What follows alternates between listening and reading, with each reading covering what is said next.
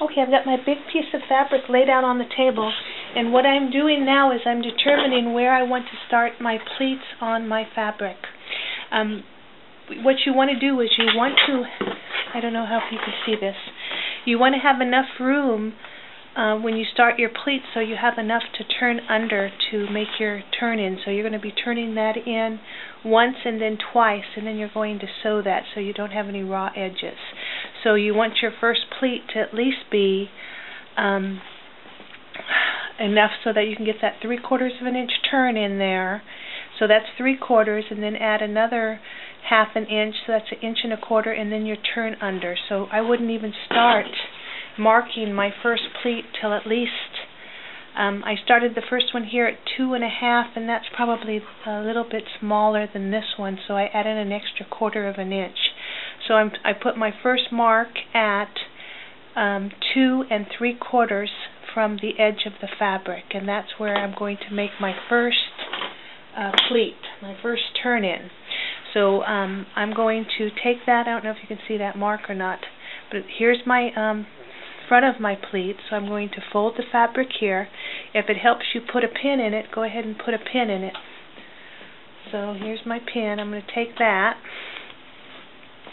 and then I'm going to go to my first mark, which is that, I'm going to match up those two. Disregard that first mark. That's the first one I made, which was a mistake on my part. Okay, so now I've got that all set up. The easiest way to do it is so your pleats stay nice and even is to put 2 pins in it, just like that, so that it won't move around or shift around on you. So now I've got a 3/4 inch here, 3/4, 3/4, all the way down the line. So my next pleat is going to be to take this one and fold that evenly and put that here right next to that original pleat that I put in. So I'm going to take my pin, I'm going to put in a mark, I'm going to pin it there, and I'm going to pin these right together and put a pin here. And what I just did, I'm working on the wrong side of the fabric. Make sure that when you're making your pins that your fabric is on the right side. You don't want to put your fabric upside down by mistake, so make sure that your pattern, my flowers are going up this way, so that's where I'm going to put my pleat. Okay, so that was my first pleat that I just made, and that was my first box pleat. Even though I worked from the other side, it turns out to be a box pleat on the front. Okay, so I haven't finished it. I'm using a washable pin. I just took a regular plastic ruler, and I'm just making little 3/4 inch marks all the way down this fabric.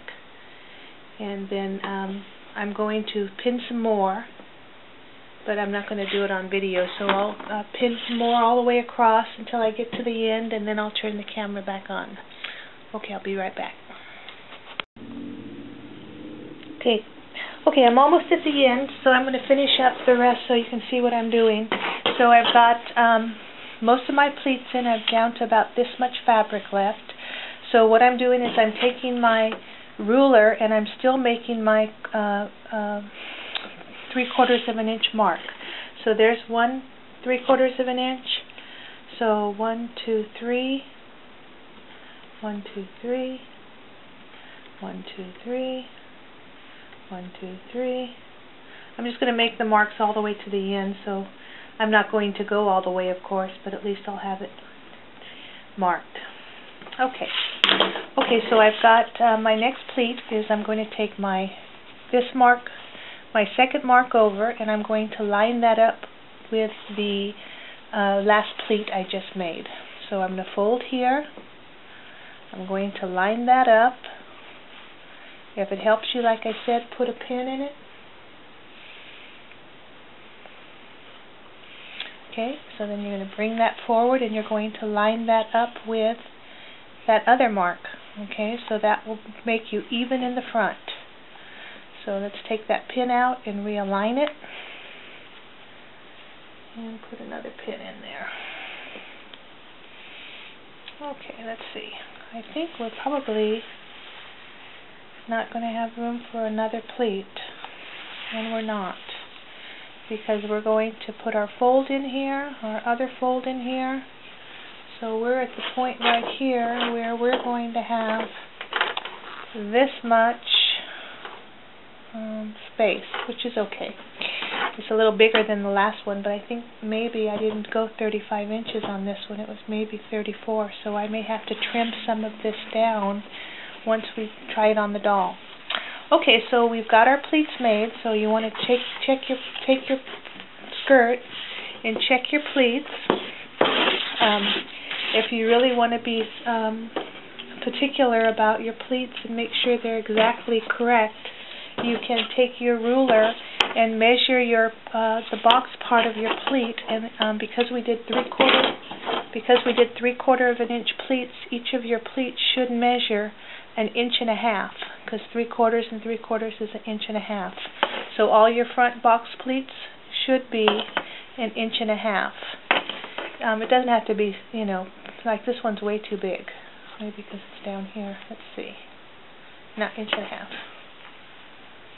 This one's a little 1.5 inches. A little on the big side, but not even a 1/16 of an inch. So I'm going to let it ride. Okay, so we've got our pleats going. So I would take your doll and I would try the skirt on her with the pins in it before you actually sew it on the sewing machine, because if you have to make adjustments, you want to do it now before you put any seam in your skirt. So let's just go ahead and put that around Kelsey. I'm going to put her here up.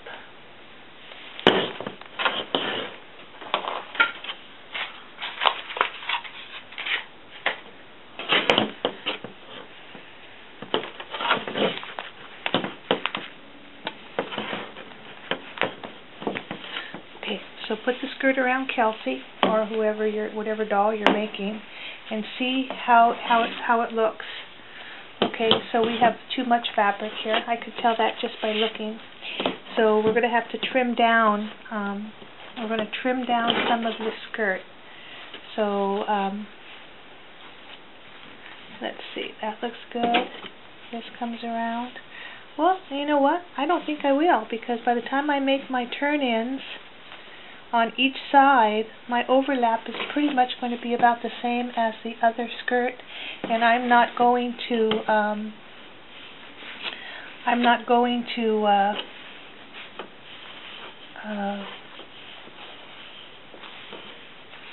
put a seam in the back. So I think that's pretty good. I think that will work. By the time I get the waistband in and put the hem in, I think we're going to be in good shape. Okay, so next step is we're going to put our turn-ins, and we're going to sew our waistband on. So let me get my sewing machine out, and I'll be right back.